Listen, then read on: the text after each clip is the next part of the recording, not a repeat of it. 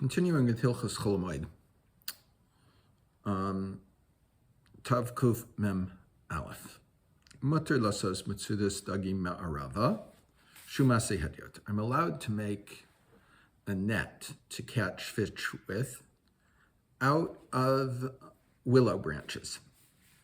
Elalo ha'arug מחוטין, שהוא מעשה אומן. But I cannot do it with string tied together into a net, because this is the work of a craftsman, meaning it takes skill to put together a fishing net out of string. However, to make one, apparently a temporary type of thing, out of willow branches is something that anyone knows how to do and doesn't require skill or particular effort. So therefore it's mutar to do on Chol HaMoed if you're doing it to catch fish to eat on Chol HaMoed or Yontif. Now, a little bit of instruction to get to the next piece. Their beds were, let us say, a frame, a rectangle, and then they would run ropes the length, and then in between them the widths, weaving them through each other and pulling them tight into place. And then they would put a mattress on top of the ropes. That was the way in the times of the Gemara, and it seems most of the Rishonim also, their beds were still made in this way. So it says, Mesargin hamitos, you're allowed to weave the beds, perush, לארוג אותם וערב, בחבלים, to put the ropes in, going up and across with rope, שהיו כבר, as long as they were already there. These are used ropes. אבל שלא היו סדורים, but they've been taken out, they've stretched, whatever. I just have to order them again, reorder them. והוא מסדרן, and I can order them now. אבל לא יפשיל חבלים בתחלה, but I'm not allowed to order the ropes in the first instance.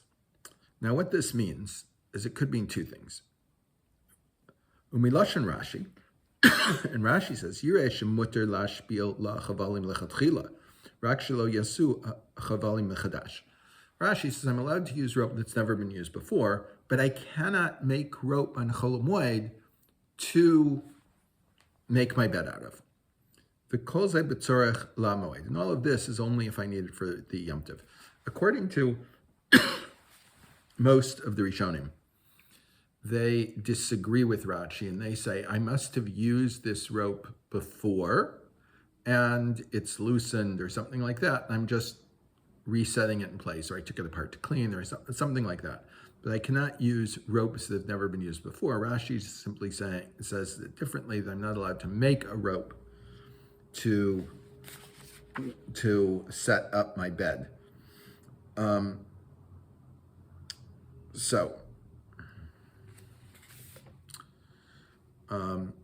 Kasuse karme, mutter.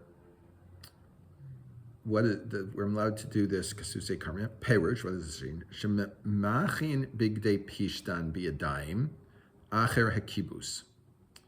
That I am allowed to soften the linen with my hands after it's been washed. Kedei labnein ulerachachein, so I can whiten it and soften it.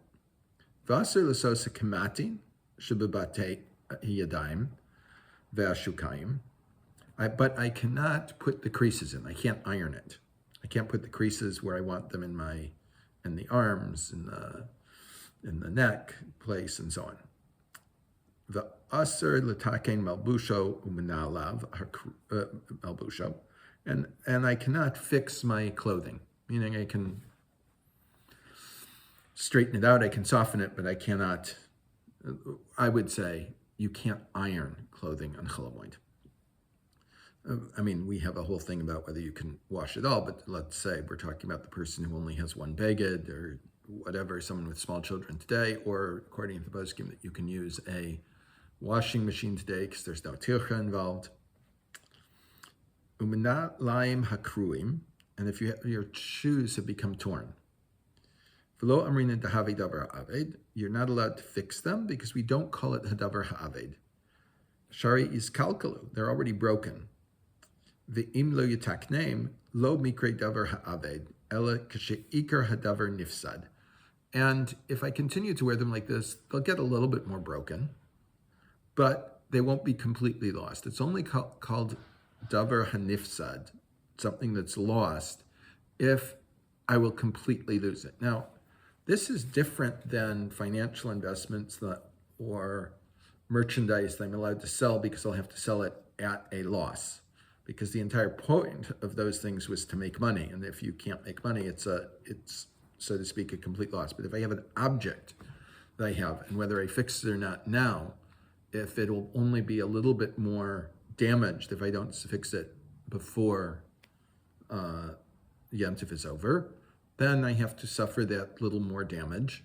Meaning, if it would take me an hour to fix my shoes now, and it would take 2 hours to do after Yom Tov, but I'll still be able to fix the shoe, that's not a davar hanifsad. However, if I don't fix it now, it will be completely destroyed and unusable and I have to get a new shoe. That would be a davar hanifsad, and I would be allowed to fix it. The Tur says he has to be complete loss, like someone who's turning his olives. That if you don't turn them now, they'll completely go bad and you won't be able to do anything with them. But if there'll only be a little bit of more loss, lo mikri davar ha'aved. It's not called something that we lose. Hilchach aser. Therefore, it's prohibited. Gan kem lomar la'akom. You're not allowed to say it to a non-Jew. The takno, to fix it. Dekol ma sha'aser lasos, aser lomar la'akom lasos. Anything that you're not allowed to do, you're not allowed to tell a non-Jew to do. This is not, many people think this, on Shabbos, you can tell a Jew. Sometimes you can, sometimes you can't. Very limited conditions where you can ask a non-Jew to do something. But that is not only a halacha that applies to Shabbos. It applies to all sorts of things. If I can't do it, I can't have a non-Jew do it. There is a disagreement on this last point. The Ramban, Rabbeinu Yoel, and the Rav said that something that's slightly broken and will become more broken, I am allowed to fix on Chol HaMoed. However, they are the minority opinion. The vast majority of Rishonim disagree with that and say no, that only if it's a complete loss. Hadiot she'eni yodea lahotzi male machat ke'echad. We're switching tracks now to sewing something up on Chol HaMoed. A normal person that cannot put the whole needle through the cloth, meaning making a whole series of stitches with the needle and then pulling the whole needle through with just from the head of it.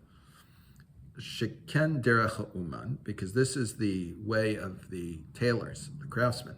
Tochev harbo chatichos b'machat malo arko. They make many stitches with the needle at one time for the entire length of the needle. V'achar kach moshcho, and then they pull it out. Mishenu yodea lasos ken. He doesn't know how to do this. V'gam enu yodea lekavein imra b'sva hachaluk. And he also cannot make an even seam, not a seam, at the end of a garment, we fold it over, right? The hem. We fold it over and we sew it so the fabric doesn't tear there. He doesn't know how to make the hem of an even, make it straight and even both on the side coming up and the edge of the garment. Shederech for bebeged al sfa shelo yekareya, that you put the hem at the edge of the garment so it does not tear. The hedyot enu yodea lekavein ba shetiye shav, and a non-tailor can't make it come out perfectly. Elapamim marchiv upamim mekatzer. Sometimes it's wider, sometimes it's narrower. Umisha enu yodea shum echad mi'elo. If he can't do any of these, the Rishonim talk about three things. He can't use the whole needle at one time. He can't he can't make a straight seam, and he can't make a even hem. If he can't do any of them, שום אחד מאלו, יכול לתפור כדרכו, לצורך מועד. He can sew in the normal way for the needs of Yom Tov. ואם יודע אחד מאלו, if he knows how to do one of these, לא יתפור אלא דרך שינוי, and then he has to sew in an abnormal way. שיפסיע בפסיע גסוס, he has to make the stitches very wide. וגם יתרחב אחת למעלה ואחת למטה, and also not in a straight line, but one up and one down, one closer to the edge, one farther away from the edge. Kashine kelev, like the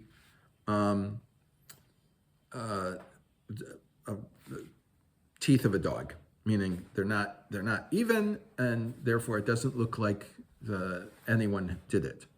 Now, this is how the vast majority of Rishonim understand it. However, the Rambam defines an uman differently, and he does this for everything. He gives one halacha for it all. The Rambam writes as follows: Im haya hadiot ve'eno mahir ba'osa malacha harize osa kedarko. A normal person, not a non-craftsman, is someone that is not as quick to do it. The Rambam doesn't define it as quality of the work, as most Rishonim do. He talks about as speed of the work. Ve'im haya uman mahir harize osa mase hadiot. And if he is quick at his work, he's a craftsman, he knows how to do it quickly, then he has to do it in a non-professional way. Very interesting how the Rambam defines it as the speed of being able to do something, not the quality of the act. I mean, and the others are all defining it based upon as the quality of the act. The two may go together, maybe not. I think certain things, I know carpentry. Some people, no matter what they do, they can't get it. They can't get a square cut, even using a table saw. And other people, they may take a little longer, but it comes out perfectly, and so on. I'm not sure which of these, but our minhag is that if he can, to follow not the Rambam, but what the Tur said, and as most Rishonim said, that if he can do a good job at it, then it's a problem, and he has to do it with a shinui. Siman tav kuf membes. Afilu malachos hamutaros. Even for those things that I'm allowed to do in Chol HaMoed, either whether they're entirely allowed or whether they're allowed because of hafsed, because I'll lose something at this point or something like that. Einu mutaros ela lososan la'atzmo. I'm only allowed to do it myself. Or la'acherim bechinam, or for other people without getting paid.